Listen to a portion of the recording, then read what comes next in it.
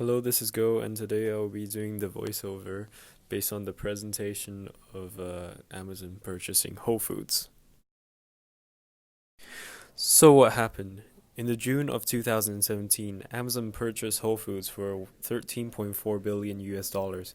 This means that Amazon is now catching up to Walmart, a long-term competitor, and that they have shown a new interest in moving to traditional stores instead of being primarily online. And due to their unsuccessful previous attempts to sell foods online, this new venture will essentially allow them to improve their physical presence in the global market.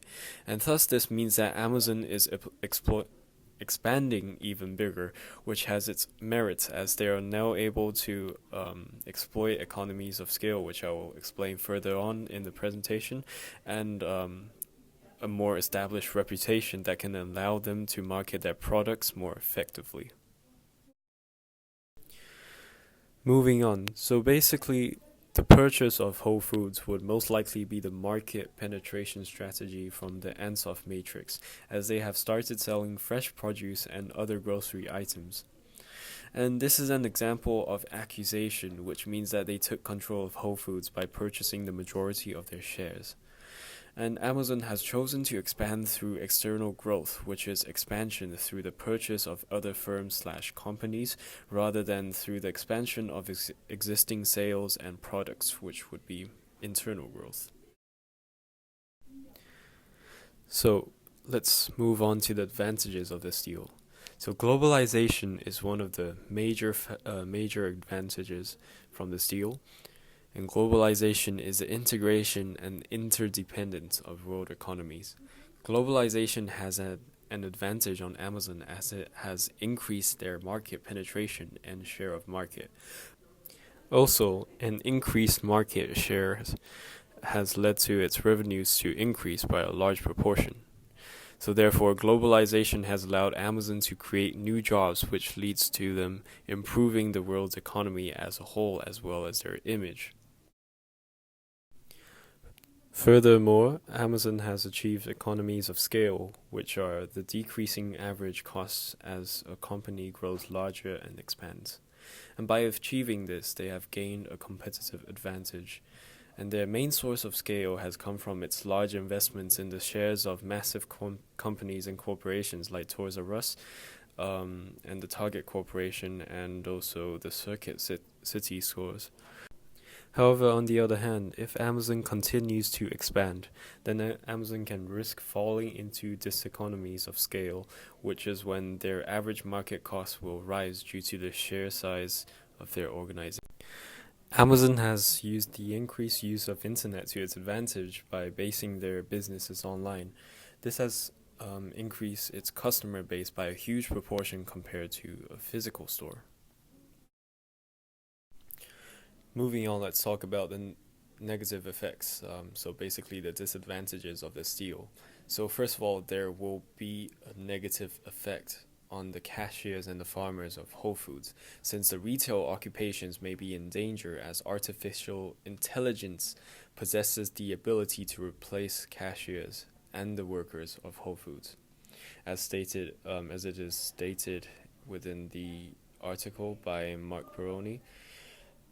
Amazon's brutal vision for retail is one where automation replaces good jobs.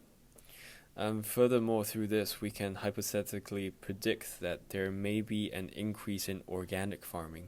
However, there would be an increase in demand for having organic foods as at a lower price, at a lower market price, and this could lead to farmers losing their farms due to the quality being negotiated for a lower price and a higher quantity.